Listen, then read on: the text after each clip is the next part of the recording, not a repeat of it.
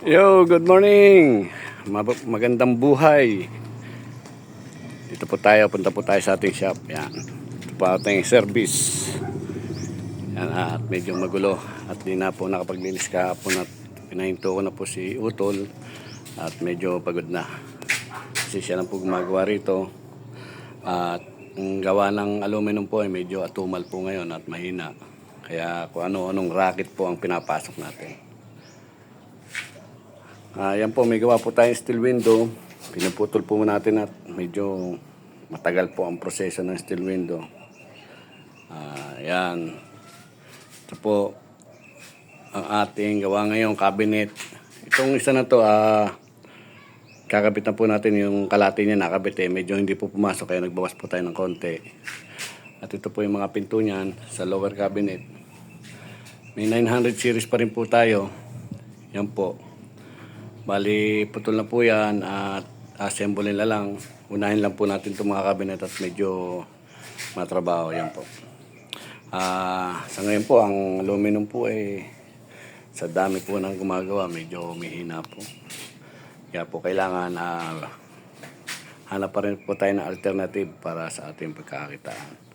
Pero tuloy-tuloy naman po ang paggawa ng Hindi po kagaya dati na talagang makikita mo punong-puno po ng mga sliding. Ngayon po, sa dami po ng gumagawa, medyo umatumal at mga repeat order lang po yan sa mga nagawa natin na hindi na po sila kumukuha ng iba. Puro dito lang po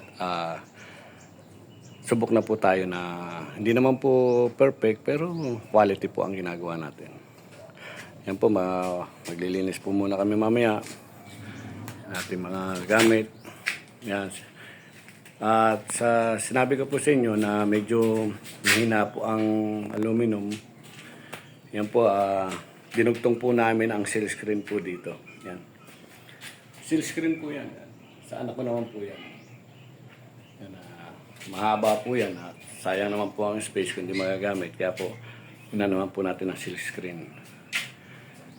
Pa 900 series, putol na. Sliding door, lower cabinet, tsaka upper cabinet po, kakabit po natin yan. May kasunod pa po tayong cabinet at di pa po natin umpisan at medyo masigit po ang pwesto ngayon. Ayan. Dito po tayo, ito po ating shop na yan. Medyo tago po ito, yan. Ay po pagawaan po ng steelworks. Diyan po tayo nagpapagawa ng mga steelworks. Tropa po yan, yan. Yan po ang ating shop. Maraming salamat po. At sa mga gusto mong magpa-quotation, libre po quotation natin. Good service po tayo. Quality po. Palagi natin hindi po pwede na yan. Sa atin po, lang po maganda quality. Maraming salamat po. And God bless.